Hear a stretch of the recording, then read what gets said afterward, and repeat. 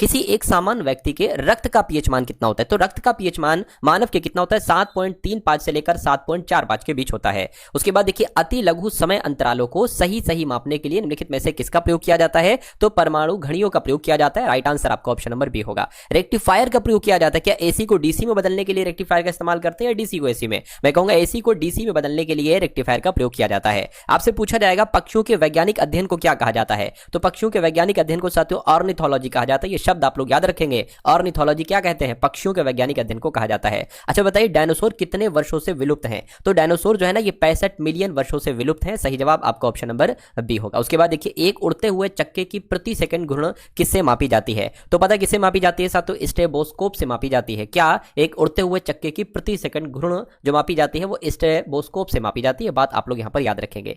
एक पानी से भरे गिलास के नीचे से कागज को खींचते हैं तो पानी में गति उत्पन्न नहीं होती है। क्यों? घर्षण के कारण या जड़त्व के कारण? मैं कहूंगा ये जो होता है ना, ये जड़त्व के कारण होता है। यानी कि एक पानी से भरी गिलास के नीचे से कागज को खींचते हैं तो पानी में गति उत्पन्न नहीं होती, जड़त्व के कारण। आयु का पता किसके द्वारा लगाया जा सकता है? इसकी ऊंचाई मापकर नहीं साथियों, शाखाओं की संख्या गिनकर नहीं साथियों, वार्षिक वलय को गिन करके एक वर्ष की आयु का पता लगाया जा सकता है। मटर पौधा है, आपसे पूछा जा रहा है एक शाकीय पौधा है, तो राइट आंसर आपका ऑप्शन नंबर ए होगा। मानव निर्मित प्रथम कृत्रिम रेशा कौन सा है? तो नायलॉन। आप लोग याद रखेंगे क्योंकि मानव निर्मित प्रथम कृत्रिम रेशा जो है ना, वो नायलॉन ही है। मांसपेशियों में द्रव के एकत्रित होने से थकावट आती है। तो मैं कहूंगा कौन से अम्ल की यहां पर बात चल रही है? किस द्रव के एकत्रित होने से, लैक्टिक अम्ल के एकत्रित होने से थकावट आती है मांसपेशियों में? ये क्वेश्चन इंपॉर्टेंट है, आपके एग्जाम में आएगा। एंगस्ट्रॉम क्या मापता है साथियों? आपसे एग्जाम में पूछा जाएगा कि क्या मापता है एंगस्ट्रॉम? तो तरंगदैर्घ्य मापता है। सही जवाब आपका ऑप्शन नंबर बी होगा। उसके बाद देखिए, प्राणियों के वैज्ञानिक नाम लिखने में प्रयुक्त भाषा है, तो कौन सी वो भाषा है? मैं कहूंगा लैटिन वो भाषा है प्राणियों के वैज्ञानिक नाम लिखने में। आंसर आपका सी होगा। स्त्रियों की नसबंदी को क्या कहा जाता है? तो ये आपको ध्यान रखना है, ट्यूबेक्टोमी कहते हैं। स्त्रियों की नसबंदी को ट्यूबेक्टोमी कहते हैं। ये क्वेश्चन इंपॉर्टेंट है, ये भी आ सकता है।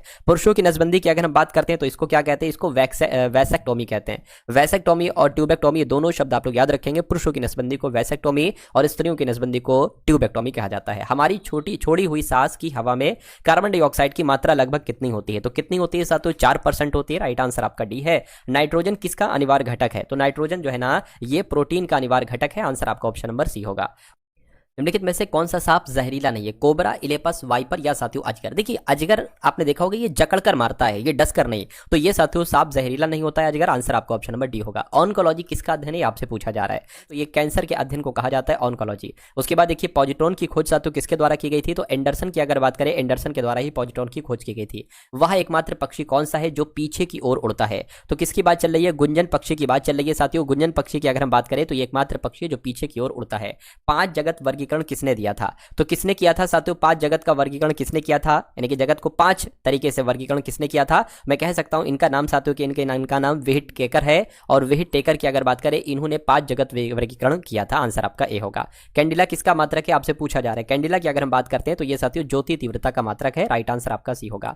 एक लड़के का भार पृथ्वी पर 600 न्यूटन है, तो चंद्रमा पर इसका भार कितना होगा? ये आपसे पूछा जा रहा है। 1/6 से गुणा होती है, गुणा होगी तो 100 न्यूटन साथियों आ जाएगा। और 100 न्यूटन कहां पर लिखा हुआ है? ऑप्शन नंबर सी में लिखा हुआ है। के कोड भाषा में MONSTROUS को NOMRTSSUO लिखा जाता है। तो सोशियोलॉजी को साथियों क्या लिखा जा सकता है? देखिए, मुझे यहां पर लग रहा है कि जो यहां पर लेटर है वही सारे लेटर यहां पर है, बस थोड़ा सा आगे पीछे किया गया। जैसे कि ये लिखा हुआ MON, तो शुरुआत जो हुई है वो NOM से हुई। देखिए NOM लिख दिया गया। यहां पर लिखा हुआ STR, तो यहां पर STR नहीं लिखा है, आगे लिखा है RTS, तो देखिए RTS हो गया। उसी प्रकार OUS लिखा हुआ है तो SUO आ जाएगा, SUO यहां पर लिखा है। इसी प्रकार यहां पर होगा, सबसे पहले क्या आएगा? COS आएगा, उसके बाद LIOI आएगा, LOI आएगा, उसके बाद YGO आएगा। तो साथियों YGO आ जाएगा। तो ऐसा कौन सा ऑप्शन में लिखा हुआ है? SOC SCOS LOI YGO, ये तो ऑप्शन नंबर ए में लिखा हुआ है। तो जिनका आंसर ऑप्शन नंबर ए है तो बिल्कुल करेक्ट है। असंगत का आपको साथियों यहाँ पर चयन करना है कि कौन सा सबसे अलग है। देखिए, चक्रवात, सुनामी, बर्फीला तूफान, विस्फोट, कहीं ना कहीं ये तीनों जो है ये हवा के ही रूप है, लेकिन विस्फोट एक अलग चीज है। तो सबसे अलग ऑप्शन नंबर डी वाला आपका हो जाएगा। उसके बाद देखिए, कह रहे कि कुछ धाराएं नहर है और कुछ नहरें नदी है। तो जैसा जैसा कहा जा रहा है वैसा वैसा साथियों कर लीजिए। कुछ धारा, मान लीजिए धारा है, कुछ धारा, इतनी धारा साथियों क्या है? इतनी धारा नहर है। और कुछ नहर जो है ना, मान लीजिए इतनी नहर क्या हो जाएंगी? इतनी नहरें जो है ना वो नदी हो जाएंगी। अब निष्कर्ष पढ़िए और बताइए कौन सा निष्कर्ष सही कौन सा गलत है। कह रहे कि कुछ नहरें धाराएं नहीं है, कुछ नहरें धाराएं नहीं है। देखिए, कुछ नहरें धाराएं हैं ये भी सही है, और कुछ नहरें धाराएं नहीं है। देखिए, इतनी नहरें धाराएं नहीं है, है ना। तो ये तो सही हो जाएगा। कुछ धाराएं नदियां हैं, कुछ धाराएं नदियां हैं, धाराएं इधर हैं, नदियां ये हैं, तो कैसे कुछ धाराएं नदियां हो जाएंगी? गलत। कोई भी धारा नदी नहीं है और कोई नदी धारा नहीं है, तो ये आपका कुल मिला के गलत है, यानी कि केवल निष्कर्ष ए का अनुसरण करता है, ऐसा ऑप्शन नंबर ए में लिखा हुआ है। उसके बाद देखिए अगला क्वेश्चन है, आपसे कहा जा रहा है कि एक शाम सूर्य अस्त से पहले एक मैदान में महेश और विक्रांत एक दूसरे की पीठ करके खड़े हुए हैं। अगर विक्रांत की छाया महेश के बिल्कुल दाएं बनती है तो महेश किस दिशा की ओर मुंह करके खड़ा हुआ है? देखिए मान लीजिए साथू, क्या ये सूरज हो जाएगा, ठीक है ना, और सूरज हो जाएगा, और सूरज पश्चिम में होता है, ये आपका पूरब हो जाएगा, है ना।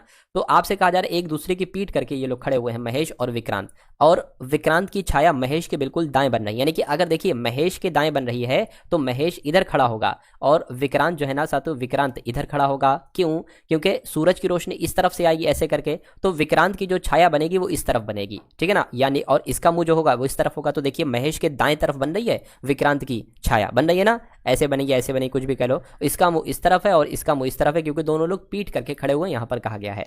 तो कहने के तो महेश किस दिशा की ओर मुंह किए हुए है? तो महेश तो इस तरफ ऊपर की ओर दिशा किए हुए मुंह है, तो ऊपर की दिशा साथ तो क्या होती है? उत्तर होती है, या दक्षिण होती है, या पूरब होती है, या पश्चिम होती है। तो उत्तर आपके सवाल का बिल्कुल सही जवाब हो जाएगा। ऐसा कहां पर लिखा हुआ है? ऑप्शन नंबर डी में लिखा हुआ है साथियों। बहुत बढ़िया, वेरी गुड क्लास। अगला सवाल आपकी स्क्रीन पर है, कह रहे कि उस विकल्प का चयन कीजिए, मतलब जैसे GKNP से HJMQ बनाया गया, उसी प्रकार DHKM से कौन से 4 लेटर यहां पर सातु बनाए जा सकते हैं? देखिए G 7 पर होता है, H 8 पर होता है, 1 बढ़ाया गया है, K से J हुआ 1 घटाया गया है, N से M हुआ 1 घटाया गया है, P से Q हुआ 1 बढ़ाया गया। तो जैसे जैसे यहाँ पर हुआ वैसे वैसे यहाँ पर करने की कोशिश कीजिए। सबसे पहले 1 बढ़ाया गया तो D के बाद क्या आ जाएगा? F आ जाएगा। उसके बाद क्या किया गया? 1 घटाया गया है तो साथ यहाँ पर G आ जाएगा।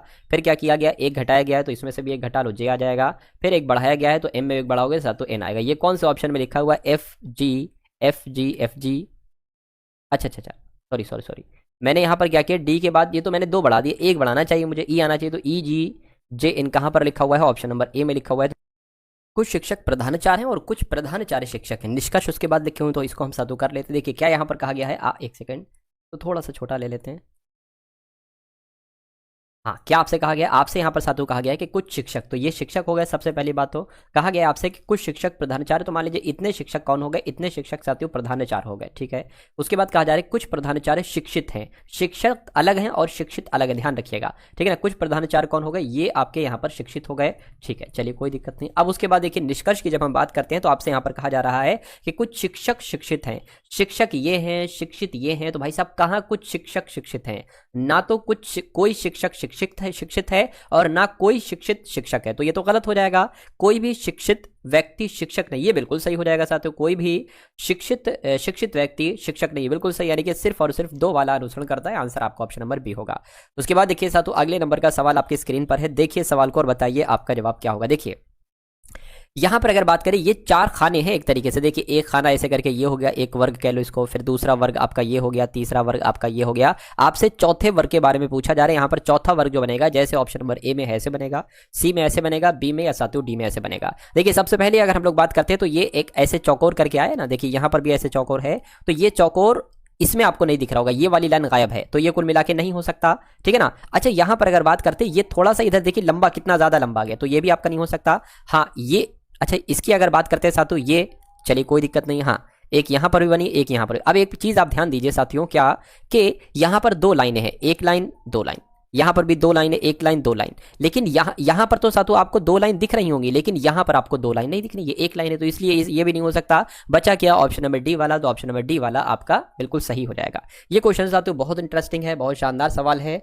ना, तो इसको बहुत ध्यान से आप लोग देखिएगा। आपसे कहा जा रहा है कि क्यू जो है ना, ये टी से 2 गुना भारी है, ठीक है, क्यू टी से 2 गुना भारी है, आर का वजन एस से आधा है, आर का वजन जो है ना एस से आधा है, और पी का वजन आर से आधा है। अगर क्यू पी से 3 गुना ज्यादा भारी है तो इन सब में सबसे भारी कौन है? देखिए कहा गया है साफ साफ कि आर का वजन एस से आधा है, तो आर का वजन एस से आधा है, और कहा गया है कि पी का वजन आर से आधा है। तो एक काम करिए साथियों, पी का वजन आर से आधा है, तो पी का वजन आर से आधा है, तो आर का वजन अगर 2x है तो पी का वजन आधा हो जाएगा, यानी कि x हो जाएगा। समझ गए क्या लिखा हुआ है? ध्यान दीजिए, पी का वजन आर से आधा है, तो पी का वजन आर से आधा ही तो हमने किया है, आर का वजन 2x है तो इसका 1x हो जाएगा। चलिए कोई दिक्कत नहीं। उसके बाद साथियों क्या कहा गया है? कहा जा रहा है कि आर का वजन एस से आधा है, तो आर का वजन जो है ना साथियों ये एस से आधा है, तो इसका वजन 4x होगा, तभी तो आर का वजन आधा हो पाएगा, एस से 2x हो जाएगा, ठीक है कोई दिक्कत नहीं। उसके बाद अगर यहां पर हम लोग बात करें, कहा जा रहा है आपसे कि क्यू जो है पी से 3 गुना ज्यादा भारी है, तो Q जो है ना ये P से 3 गुना भारी है, तो P तो X है, तो Q कितना हो जाएगा, Q आपका सातों 3X हो जाएगा, 3 गुना भारी हो जाएगा। यहां पर कहा गया था T से 2 गुना भारी है Q, तो T से क्या, T से 2 गुना भारी है Q, ठीक है, कोई दिक्कत नहीं है।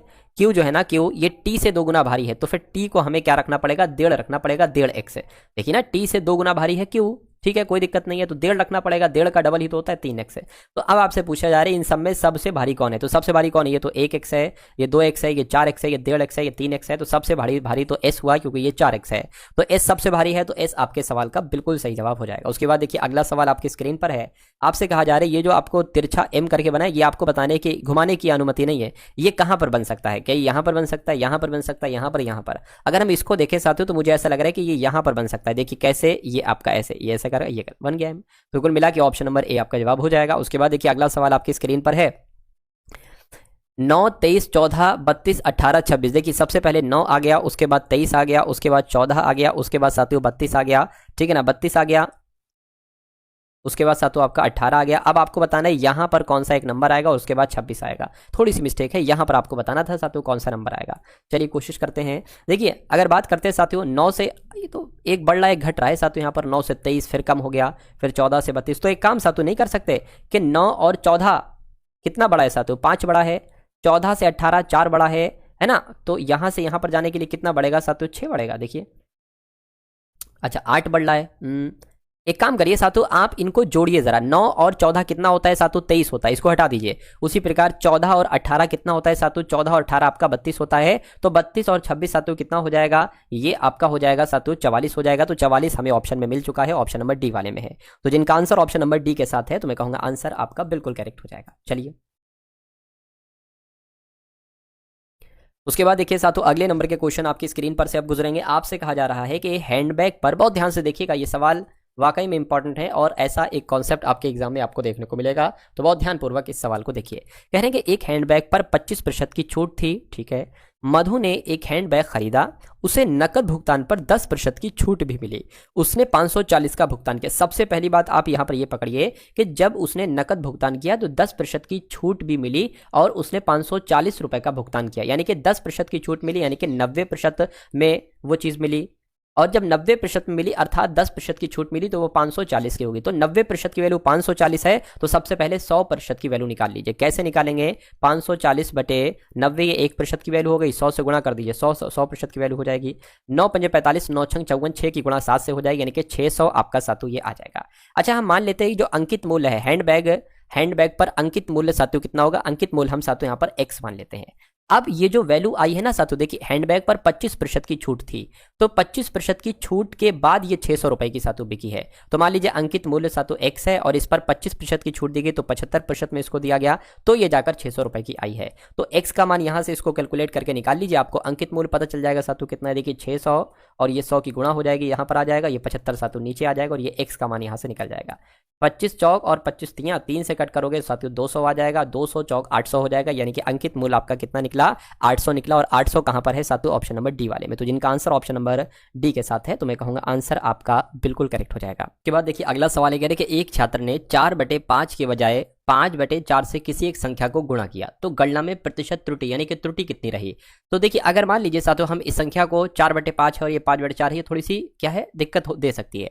अगर मैं आपको एक एग्जाम्पल के माध्यम से समझाऊं, मान लीजिए ये संख्या 4 है और अगर ये संख्या 5 है मान ले, तो करेंगे एक छात्र ने 4 के बजाय 5 से किसी संख्या को गुणा कर दिया, मान लीजिए वो संख्या x है ना, तो कितनी त्रुटि आएगी। तो त्रुटि के रूप में देखिए 4 की जगह 5 से कर दिया, यानी कि साथियों 1 की त्रुटि आई, 1 का है, इसको प्रतिशत में बदलोगे तो कैसे कर दोगे साथियों, इतना ये कर दोगे, ये प्रतिशत में बदल दोगे। लेकिन यहां पर अगर बात करते हैं साथियों हम लोग, तो यहां पर 4/5 और 5/4 है, इसको हमें साथियों इस टाइप से रखना है और आंसर यहां पर निकालने की कोशिश करना है।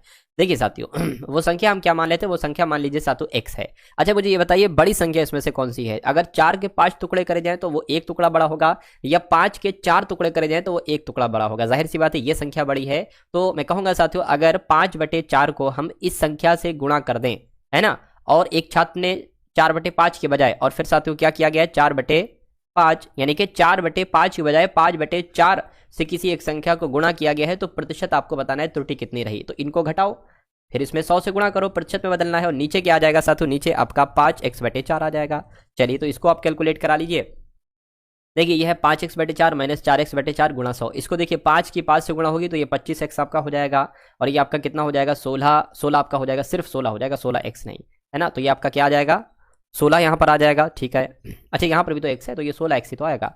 नीचे क्या आ जाएगा 4 पंजे 20 आपका आ जाएगा, गुणा आपका कितना आ जाएगा 100 आ जाएगा।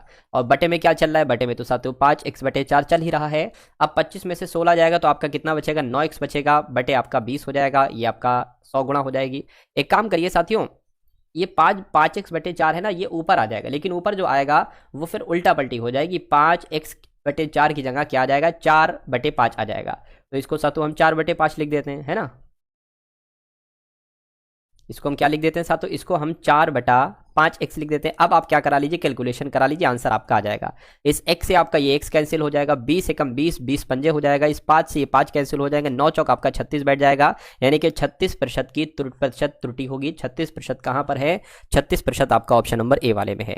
उसके बाद देखिए अगला क्वेश्चन साथियों आपके स्क्रीन पर है। अभी सवाल को देखिए और बताइए आपका जवाब क्या हो सकता है। आपसे कह रहे हैं कि ओम प्रकाश 80 किलोमीटर प्रति घंटा की गति से बंबई से पुणे की यात्रा करता है और अपनी गति को 50% बढ़ाकर वापस लौटता है। यानी कि जाता जो है ना वो 80 किलोमीटर प्रति घंटा की स्पीड से जाता है, 80 किलोमीटर प्रति घंटा की स्पीड से जाता है, लेकिन वापस जो आता है वो 50% गति को बढ़ा देता है। तो अगर 80 में 50% बढ़ाओगे तो 40 किलोमीटर प्रति घंटा और इसमें बढ़ा दोगे तो कितनी हो जाएगी 120 किलोमीटर प्रति घंटा हो जाएगी, है ना। तो पूरी यात्रा के लिए उसकी औसत गति पूछी जा रही है। तो सूत्र होता है साथियों औसत गति, अगर आप 2 चालें दे रखी हों और औसत गति अगर आपसे पूछी जाए तो कुछ नहीं करना है, 2 और गुणा पहली गति दूसरी गति, यानी कि 80 गुणा 120 हो जाएगा, और बटे में क्या आ जाएगा दोनों गति को जोड़ देना पड़ेगा। चलिए तो ये कितना हो जाएगा साथियों 8 दूना 16, यानी कि 160 गुणा 120 आपका हो जाएगा। नीचे क्या हो जाएगा आपका 200 आ जाएगा, दोनों जीरो से दो ये कैंसिल हो जाएंगे, ये 8 यहाँ पर आ जाएगा। इतनी बात समझ में आ गई, 12 96 हो जाएगा। तो मैं कहूँगा उनकी जो औसत गति निकलेगी वो 96 किलोमीटर प्रति घंटा निकलेगी, और कहाँ पर लिखी हुई है साथियों ऑप्शन नंबर सी में लिखी हुई है। उसके बाद देखिए अगला सवाल आपकी स्क्रीन पर है, ये भी सवाल साथियों बहुत इंपॉर्टेंट है। इसके बाद एक सवाल और आपका बाकी है। आपसे कहा जा रहा है कि विशाल 30 मिनट में 20 किलोमीटर की दूरी तय करता है, ठीक है। यदि वो 18 मिनट में आधी दूरी तय करता है तो शेष दूरी को तय करने के लिए और पूरी यात्रा 30 मिनट में पूरी करने के लिए उसकी गति होनी चाहिए, कितनी होनी चाहिए। देखिए ध्यान से देखिए, हमारे पास कुल समय कितना है 30 मिनट है, और इसमें हमें 20 किलोमीटर की दूरी तय करना है। यहाँ पर कहने के जो शुरू के 18 मिनट है, क्या शुरू के जो 18 मिनट है इसमें वो टोटल दूरी 20 किलोमीटर, इसमें आधी दूरी तय कर लेता है, यानी कि 10 किलोमीटर की दूरी तय कर लेता है शुरू के 18 मिनट में। अब कितना समय आपके पास बचा, अब 12 मिनट आपके पास बचे, क्योंकि पूरी दूरी 30 मिनट में तय करना है, और 12 मिनट में आपको कितनी दूरी तय करना है 10 किलोमीटर हो गई, आधी दूरी 10 किलोमीटर बाकी है, 10 किलोमीटर की दूरी तय करना है। तो बस इसी की आपसे गति पूछी जा रही है, इसी की आपसे चाल पूछी जा रही है। तो चाल बराबर क्या होता है दूरी बटा समय, दूरी कितनी है 10 है, समय कितना है 12 है, लेकिन एक काम आप ये करेंगे कि इस 12 मिनट को घंटे में आप बदल लेंगे, क्योंकि ये किलोमीटर प्रति घंटे में है, चाल किलोमीटर प्रति घंटे में बताना, और समय भी दूरी भी किलोमीटर में है। तो कैसे करेंगे साथियों, देखिए अगर कोई भी मिनट है, मान लीजिए 10 मिनट है, 10 मिनट को अगर घंटे में बदलना है तो 60 से उसकी भाग कराना पड़ेगी, है ना। उसी प्रकार 12 मिनट है तो इसको भी साथियों 60 से भाग कराना पड़ेगी, लेकिन ये क्या आ जाएगी, ये फिर ऊपर आ जाएगा 60 यहाँ पर। तो 12 पंजे 60, और चाल कितनी निकल कर आ जाएगी साथियों 50 किलोमीटर प्रति घंटा निकल कर आ जाएगी। और ऐसा कहाँ पर लिखा हुआ है, ऐसा आपका ऑप्शन नंबर ए में लिखा हुआ है। उसके बाद देखिए अगला सवाल, कहा जा रहा है कि यदि 15 श्रमिक 10 दिनों में 1800 कमा सकते हैं तो 8 दिनों में 5 श्रमिकों की कमाई कितनी होगी। 15 श्रमिक 10 दिनों में 1800 कमा सकते हैं, तो पूछा जा रहा है 8 दिन में 5 श्रमिक कितना कमाएंगे, यहाँ पर वाला आपको निकालना है, कमाई बताना है। तो सबसे पहले अगर बात करते हैं साथ, तो इसको कैलकुलेट आप करा लीजिए, है ना। देखिए कैसे कैलकुलेट होगा, ये 1800, एक काम करिए अब x एक तरफ कर लीजिए और ये जो संख्या है वो एक तरफ कर लीजिए। मान लीजिए बराबर लगा तो क्रॉस मल्टीप्लाई होगी, x आपका इधर आ जाएगा, x इधर आ गया, इधर क्या है 8 गुणा 5 है, और ये जो है इसकी भाग हो जाएगी यहाँ पर, यानी कि यहाँ पर आ जाएगा 15 गुणा 10, और ये 1800 है पूरा, ये इधर आ जाएगा, ये इधर आ गया 1800। अब इसको आप कैलकुलेट करा लीजिए, 5 से कट करोगे 3 आ जाएगा, 3 से कट करोगे 3 छंग 18, ये आ गया। 10 से कैंसिल करोगे सातु, ये आपका ये आ जाएगा, बचा कितना 60 गुणा 8 बचा 48, यानी कि 480 किलोमीटर, सॉरी 480 रुपए की कमाई होगी। राइट आंसर आपका जो जाएगा वो ऑप्शन नंबर 1। तो दोस्तों ये वीडियो आप लोगों को कैसी लगी कमेंट बॉक्स में जरूर बताएं। वीडियो अच्छी लगे तो वीडियो को लाइक करें, और चैनल पर नए हैं तो चैनल को सब्सक्राइब करें।